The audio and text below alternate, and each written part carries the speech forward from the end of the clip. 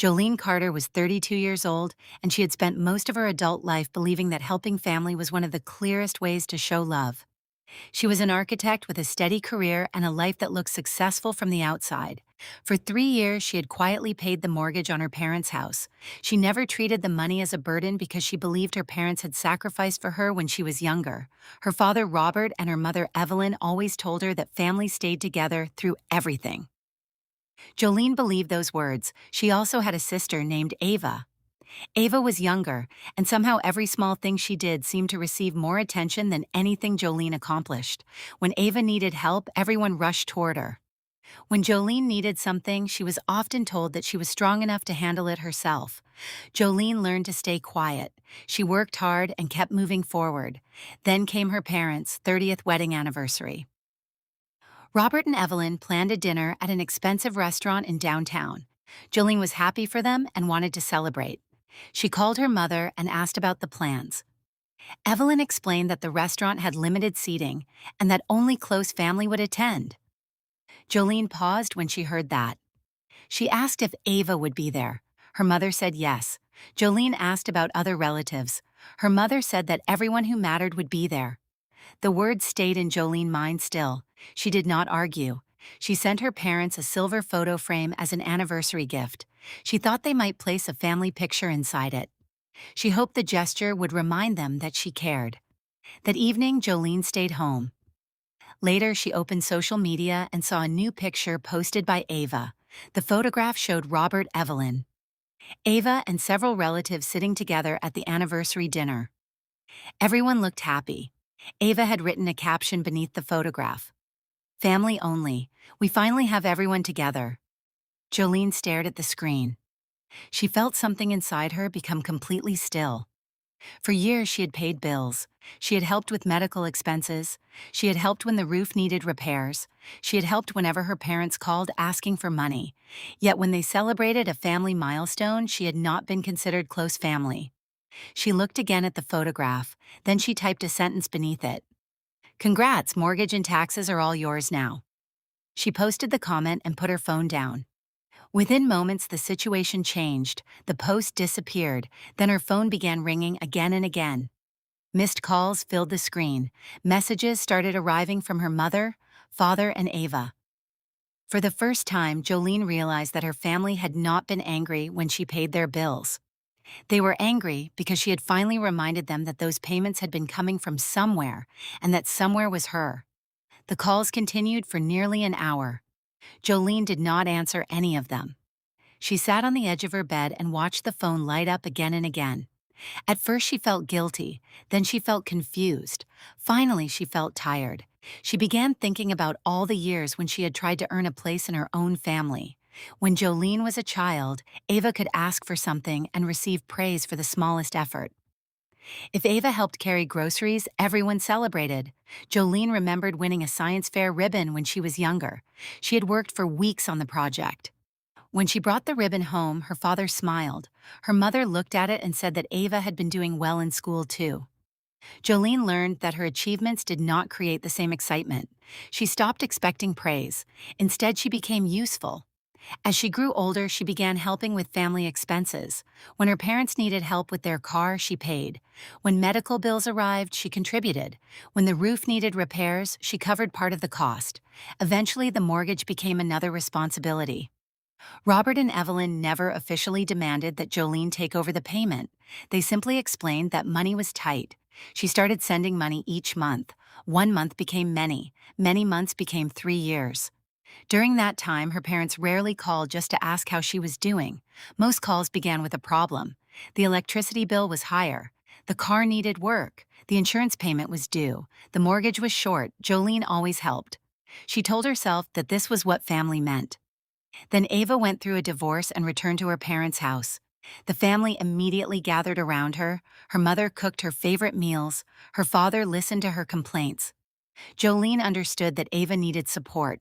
What hurt was the difference. When Jolene was exhausted, she was called independent. When Ava was exhausted, she was called vulnerable. When Jolene needed comfort, she was told to stay strong. When Ava needed comfort, everyone made room for her. One afternoon, Jolene shared this with her coworker. "Nah, listened without interrupting. Then she looked at Jolene and said something that Jolene could not forget. They only love the version of you that pays the bills. Jolene tried to defend her parents. She said they were not bad people. Na answered that people did not need to be completely bad to treat someone unfairly. Those words stayed with Jolene. A few days later, she received the silver photo frame back from her parents. We already have too much. Jolene held the frame in her hands. She looked at the empty space where a family picture could have been. For the first time, she wondered what would happen if she stopped proving that she belonged. That question changed everything. She did not know it yet, but she was standing at the beginning of a new life alone. The next morning, Jolene woke before sunrise. She reached for her phone and saw dozens of messages waiting. Her mother had written that the anniversary night was supposed to be special and that Jolene had ruined it. Ava had called her selfish. Her father had sent only one message asking her to stop causing trouble. Jolene read everything twice, then she opened her banking application. For 3 years, she had transferred money toward the mortgage. She realized that she had been carrying a responsibility that had never truly been hers. That afternoon, she made a decision. She stopped the next mortgage payment. There was no announcement. Within days, her mother noticed. When Jolene finally answered, her mother asked why the payment had not arrived. Jolene said she had decided to stop paying. Her mother became silent. Then she said that family did not abandon each other. Jolene asked why family had abandoned her from the anniversary dinner. Evelyn said that was different. Jolene asked how it was different. Her mother had no clear answer. Instead, she said Jolene was being dramatic. Ava then sent a long message. She said Jolene was punishing everyone because of one photograph. Jolene replied that the photograph had only revealed what she had refused to see for years. Ava stopped responding. Then an envelope arrived from the bank. She opened it at her kitchen counter.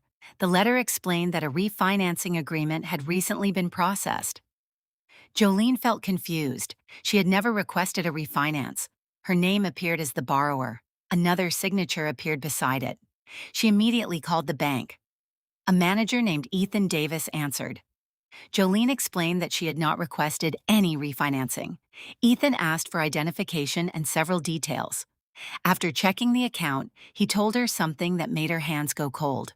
The electronic signature on the documents appeared to belong to her. Jolene said that was impossible. Ethan explained that the bank system showed the request had been submitted using credentials connected to an old joint account. Jolene remembered that account. Years earlier, she had shared access with her parents for family expenses. She had forgotten that some old credentials might still work. She asked Ethan whether the money had already been released. He said the transaction had moved forward, but the bank could investigate if she filed a formal dispute immediately. Jolene thanked him and ended the call. She stood completely still. The anniversary dinner had hurt her feelings. This was different. Someone had used her identity. Someone had placed her future at risk. Suddenly, Jolene understood that the family problem was no longer about being invited to dinner. It was about trust money and legal responsibility. She opened a folder on her computer. Then she began saving every document, every message, every bank notice, and every voicemail. For the first time, she was not preparing to rescue her family. She was preparing to protect herself from people she once trusted completely and loved deeply before. The following morning, Jolene contacted an attorney named Clark Benson. She explained everything from the anniversary dinner to the suspicious refinancing documents. Clark listened carefully and asked her to send every document she had collected. Jolene sent the bank notices, the messages from her family, and copies of the refinance papers. After reviewing everything, Clark called her. He told Jolene that the situation appeared serious and that the electronic signature could be evidence of fraudulent activity. Clark told her not to confront anyone until they had preserved the evidence properly. He also advised her to communicate with the bank in writing. Jolene followed every instruction. She created folders for every piece of information. One folder contained bank records, another contained messages from her mother, another contained messages from Ava. She also saved the anniversary photograph before Ava could remove it completely. Looking at the picture again felt different now. Before, the photograph had made Jolene feel unwanted. Now it reminded her that she had been supporting people who did not respect her. A few days later, her mother called. Jolene answered because Clark had told her to remain calm and document every conversation. Evelyn immediately began crying. She said the family was falling apart because Jolene had stopped helping. Jolene asked her mother whether she knew anything about the refinancing. There was a long silence, then Evelyn said that everyone had only wanted to protect the house. Jolene asked who had signed the documents. Her mother said that she did not know. Jolene asked why her old account credentials had been used. Again, there was silence. Then Evelyn said that Ava had been trying to solve the financial problems. Jolene felt her stomach tighten. She asked whether Ava had accessed her information. Her mother refused to answer directly. Instead, she said that Jolene had enough money to fix everything.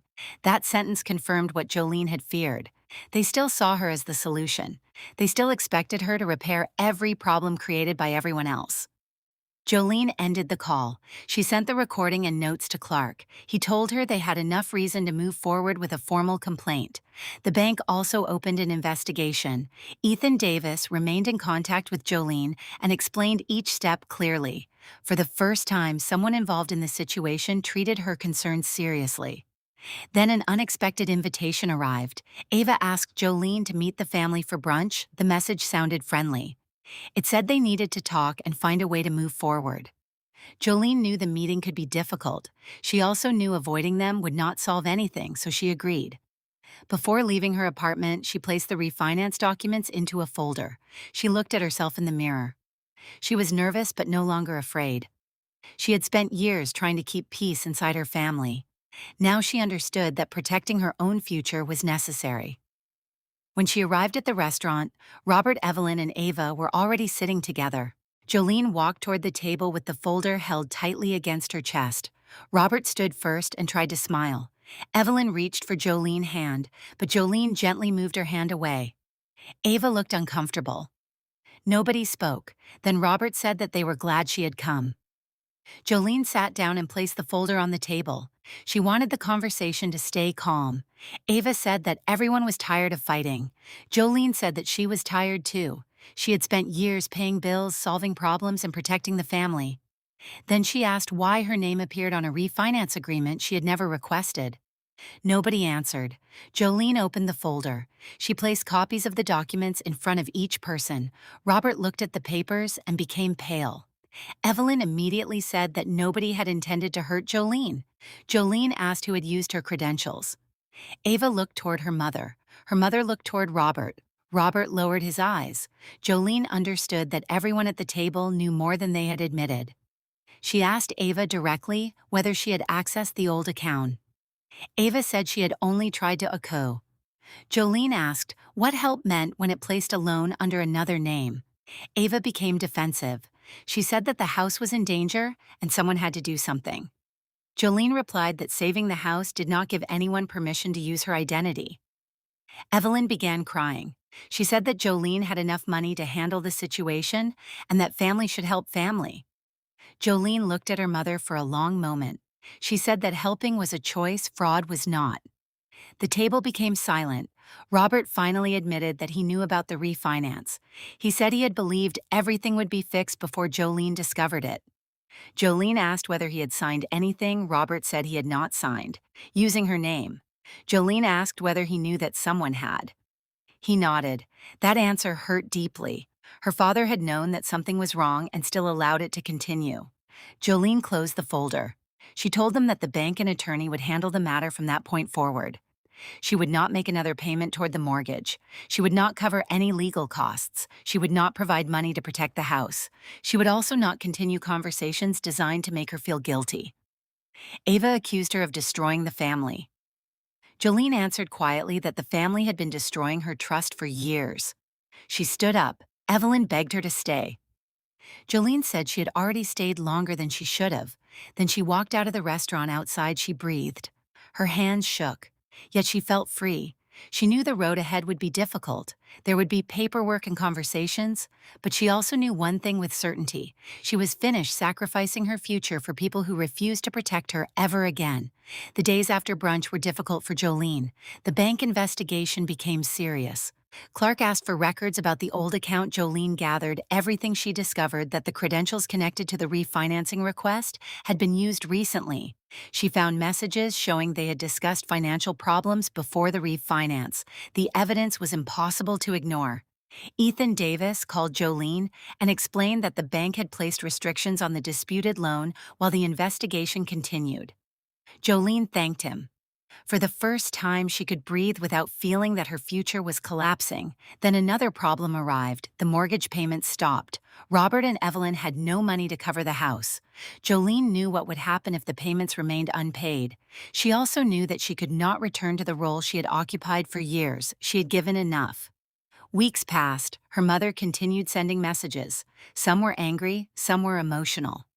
One message said that a daughter should never allow her parents to lose their home. Jolene read the message and placed her phone on the table. She wanted to answer. Instead, she remembered the anniversary photograph. She remembered the caption, "Family only." The words no longer made her feel rejected. They made her understand the boundary that her family had created long before she finally accepted it. Ava eventually moved out of the house. She told Jolene the family had become impossible. Jolene did not argue. A few weeks later, Clark informed her that the legal complaint had moved forward. The bank had confirmed irregular activity involving the refinancing documents. Jolene provided a formal statement. She explained that she had never authorized the loan. She also explained that she had never given permission for anyone to use her electronic signature. The process was exhausting. There were forms, interviews, phone calls, and long periods of waiting. Yet Jolene remained patient. She had spent years believing that keeping everyone else comfortable was her responsibility. Now she was learning that protecting herself could be just as important. One evening, Robert called. His voice sounded tired. He said the house might be lost. Jolene closed her eyes. For a moment, the old instinct returned. She wanted to send money. She wanted to fix everything. She wanted the family to everything. Then she realized there had never been a normal where she felt equally valued.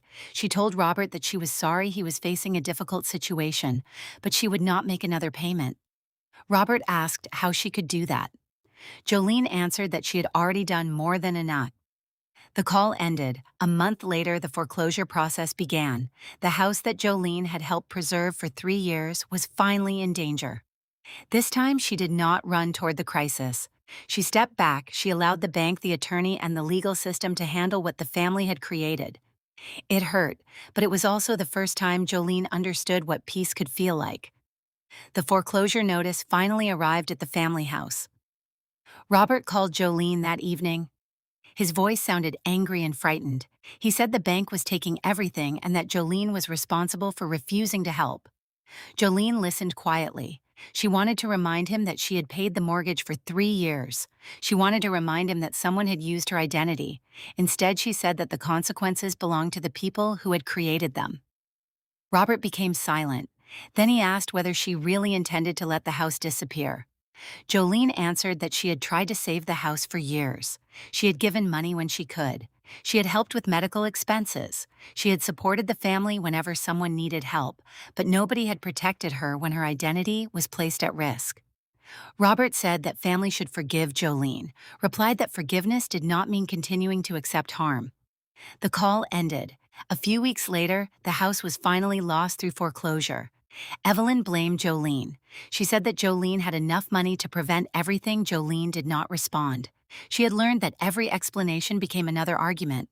Ava moved into a small apartment and stopped speaking to everyone for a while. Later, Jolene learned that the legal complaint had created serious consequences for Ava. The evidence showed that someone had accessed the old credentials and used them during the refinancing process. The bank continued reviewing every document. Clark stayed in contact with Jolene and told her that the case was moving toward resolution. One afternoon, Jolene received an email from Ethan. He said the bank had completed another review and confirmed that Jolene had not authorized the refinancing. For months, she had been afraid that one false signature could destroy her future. Now the truth was finally becoming clear. She saved the email and forwarded it to Clark. Then she closed her computer. Her apartment was quiet. There were no angry calls. There were no urgent requests for money. There were no family emergencies waiting for her to solve. For the first time in years, Jolene could sit in silence without feeling guilty. She began thinking about moving. The city where she lived held too many memories. Every street reminded her of a family obligation. She wanted somewhere new. Clark suggested that she focus on rebuilding her own life. Jolene took his advice. She started searching for apartments in Rochester. The idea felt frightening, but then she realized that she was not leaving everything. She was leaving behind the role that had kept her trapped. She found a bright apartment with large windows and enough space for her drafting table. The place was not luxurious. It was peaceful. That was enough. She signed the lease. For the first time, the future belonged only to her. She placed her keys on the counter and smiled because nobody could take this beginning away from her again. The move to Rochester gave Jolene something she had not felt in years. Space. She woke each morning without checking her phone for another family emergency. She bought secondhand furniture and placed her drafting table near the window. The apartment was bright, quiet, and completely hers. At work, she slowly became more focused. Her designs improved because her mind was no longer trapped inside constant worry. Then Clark called with the final legal update. The court had removed Jolene's name from the fraudulent loan. The responsibility had been reassigned to the original borrowers. Jolene was no longer legally connected to the debt created through the unauthorized refinancing. She thanked Clark and sat quietly after the call ended. Ethan also contacted her. He told her the bank case was closed and wished her well. Jolene realized that the chapter she had feared for so long was finally ending. One evening, she opened an old box of photographs. Near the bottom, she found a family picture from many years earlier. Everyone was smiling. Jolene looked at the faces for a long time. She remembered being younger and believing that one day she would finally feel completely accepted. Then she understood something important. She did not need their approval anymore. She did not need to keep paying for a place at a table where she had never been treated equally. She did not need to prove that she was a good daughter by sacrificing her future. Being needed was not the same as being loved. Helping someone was not wrong, but helping should never require destroying yourself. Jolene placed the photograph back inside the box. She did not throw it away. She simply stopped allowing it to control her. Outside her window, the city lights were shining. Snow moved softly through the night. Jolene smiled. Her life was not perfect. There were still memories that hurt. There were still moments when she wondered whether she could have done something differently. But she no longer carried guilt for choices that other people had made. She had learned that boundaries were not betrayal. Protecting yourself was not selfish. Walking away from manipulation was not cruelty. Sometimes peace begins when you stop trying to convince people to value you. Jolene turned off the light and looked around her apartment. For the first time, the silence felt peaceful instead of lonely. She had lost a family home. She had lost relationships she once believed would last forever. But she had gained something far more important. She had gained herself, and that was enough. If this story touched your heart, then remember that your peace matters. Your boundaries matter. Your future matters. Do not let anyone convince you that love requires endless sacrifice. Like this video, if you believe in protecting your peace, subscribe to the channel for more powerful stories. Share this story with someone who needs to hear it. And always remember that your life belongs to you today. Thank you for watching and stay strong.